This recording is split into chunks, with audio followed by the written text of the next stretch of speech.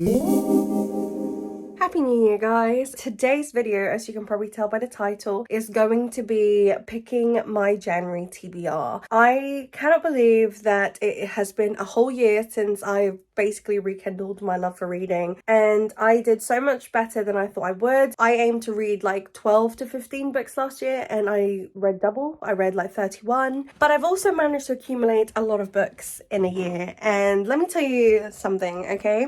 Let me prop you up on here. I have a lot of unread books sitting in my shelves. I mean, I counted 201 specifically. 201 books, guys. I am imposing a strong book buying ban. I've got a Waterstones voucher, and if I wasn't on a book buying ban, I would have spent that ages ago. But now I'm like savoring it and really considering what I'm going to use it for, though I did see a book that I want to pick up with it. I don't know if this video will be up before or after my bookshelf tour slash my physical TBR, but to give you a little bit of background, like I said, I am imposing a book buying ban because I have a lot of books. I'm trying to be super intentional with the books that I bring into my collection. It's just that scarcity mindset, isn't it? So I thought this would be like those come book shopping with me, but with my bookshelves. Let me first of all show you my little crate, my book crate that I keep on the side of my bed.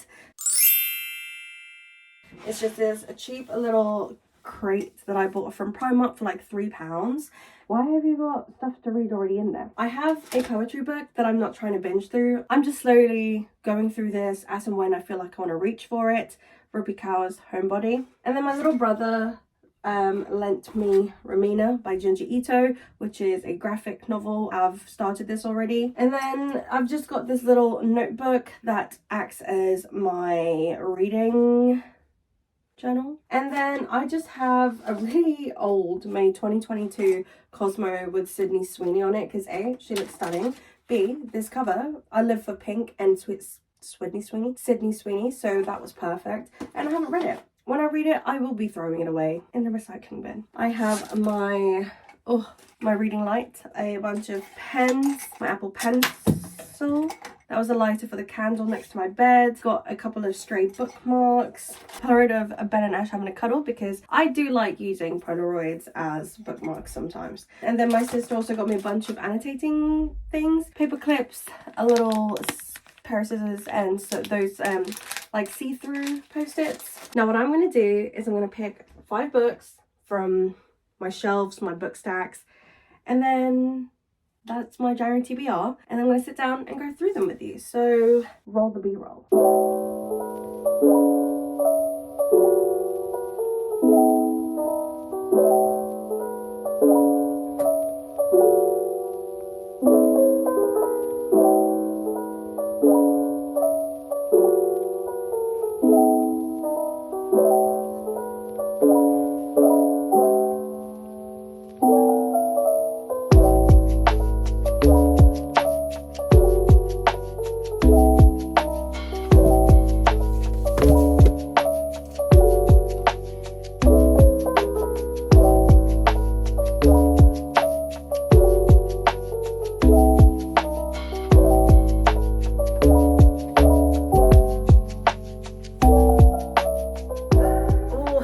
This and it's given like Paul Breach vibes or Ariana Grande vibes. Paul Breach or Ariana Grande. Anyway, we have 1, 2, 3, 4, 5, 6. I don't know. I've read like 5, 6 books in a month before, so who knows? I might just be chilling all month, so I might, you know, actually get round to it. Okay, so I kind of cheated because one of the books that I've got in here, I actually am already essentially like a third of the way in, and it is When in Rome by Sarah Adams. So I've just finished reading The Secret History, which is like 5 stars, definitely in my top favorite books of all time. Love it. And then I've got a buddy read of another dark academia book, which I'll be talking about shortly. I love dark academia more than anything, honestly, but I don't love it enough to do one fatty dark academia book back to back to another. Like, I'm not I'm not like that just yet. I needed like a palette cleanser, and I was like, you know what, I love picking up rom-coms when I need a palette cleanser, when I'm sad. Like, rom-coms are just quick and easy reads. Like, they're light-hearted, they make me feel good. They do not require as much concentration from me. But I liked the look of this because this guy actually looks like my boyfriend. But I picked this up because I thought it looked really cute, and I love a small town romance. Like, romance is set in the city, cute, yeah, fine. Romance is set in a small town, like, yeah, small town romance. Say it one more time. Small town romance. This is like a Hannah Montana vibe because she's famous and she's trying to just take a break from the hustle and bustle of being like the famous person she is, and she stumbles upon this small little town where he is the baker of, he's not the baker, but he is a baker in the town.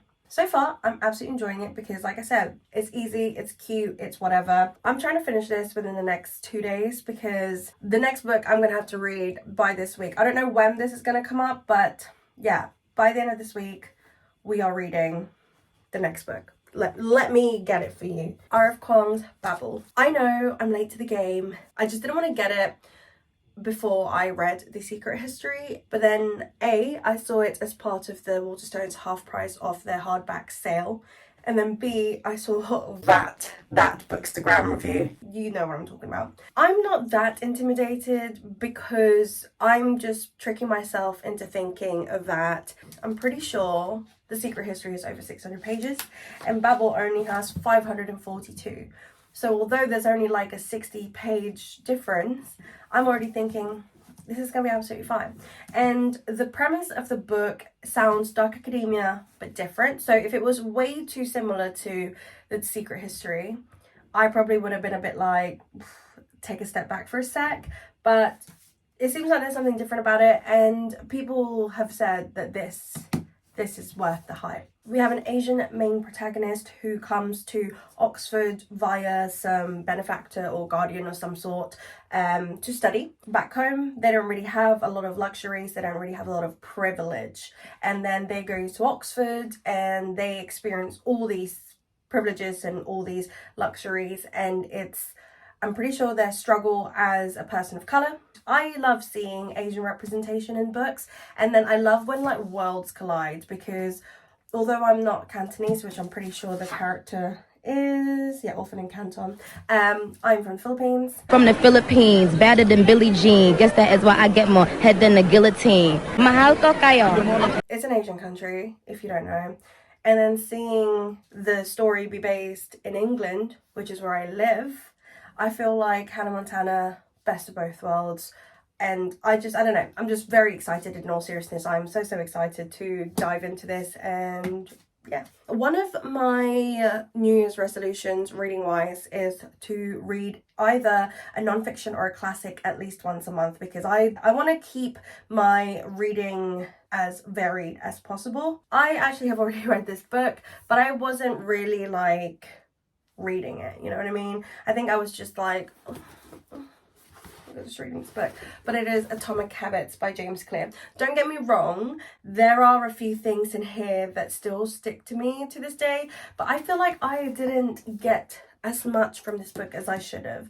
I feel like I'm in a much better headspace, and where I am on my reading journey, I just feel like I could really read this and make notes, tab it, do all that stuff, dissect this bad boy, because it was a really good book, and I actually do like how they explain it. I think self-help books and all this, it can really be hit or miss. They can come across either really patronizing and silly, or they could come across just like straight to the point and helpful. And I think this is more in the straight to the point and helpful. I love the diagrams, and it's very concise, the way from what I remember, the way the book kind of talks about how to form healthy habits. We are going to read this month. Okay, next up, where's my steamy girlies at? Because it is Addicted to You by Krista and Becca Ritchie, who I'm pretty sure are sisters. This book deals with our two main characters, Lily and Lo. I think it's a fake dating thing because they pretend to date each other because they're helping each other hide their addictions. She's addicted to sex, he's addicted to alcohol. There is apparently a really nice love story in it. I did read like a first like chapter or whatever, and it's definitely like a darker, more adult romance. Like if you're like a 16-year-old watching this, probably would say that you shouldn't read this. Yeah, I am just intrigued to see what the hype is about. A part of me is kind of like, do I want to like it? Because there's a lot of books, because this is just one series, the Addicted series, and then there's the Calloway Sisters series, and they intertwine together.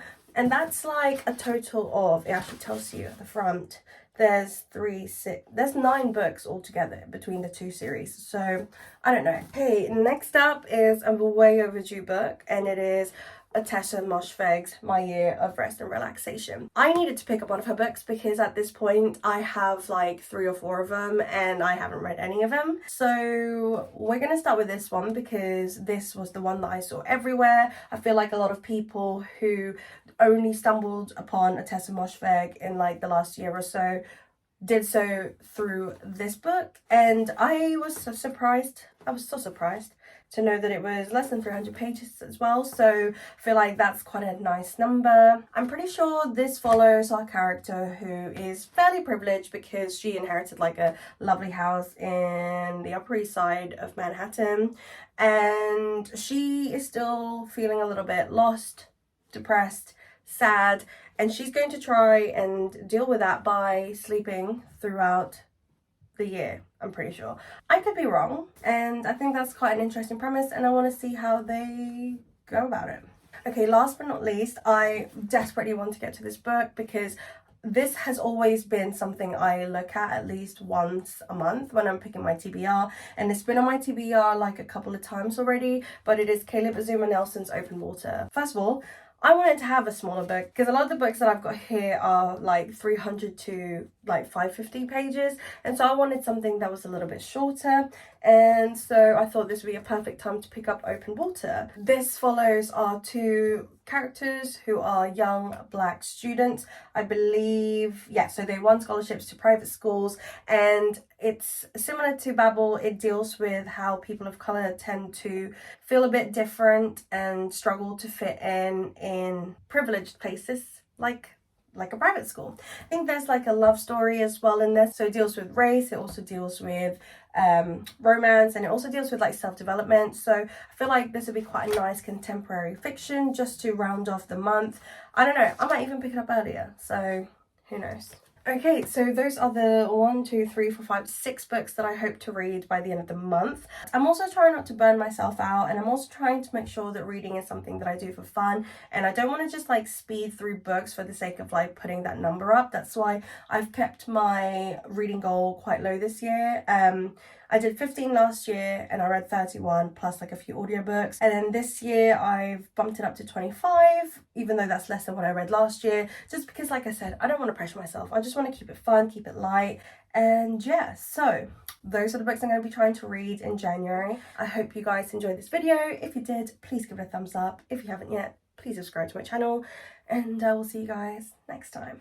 Bye!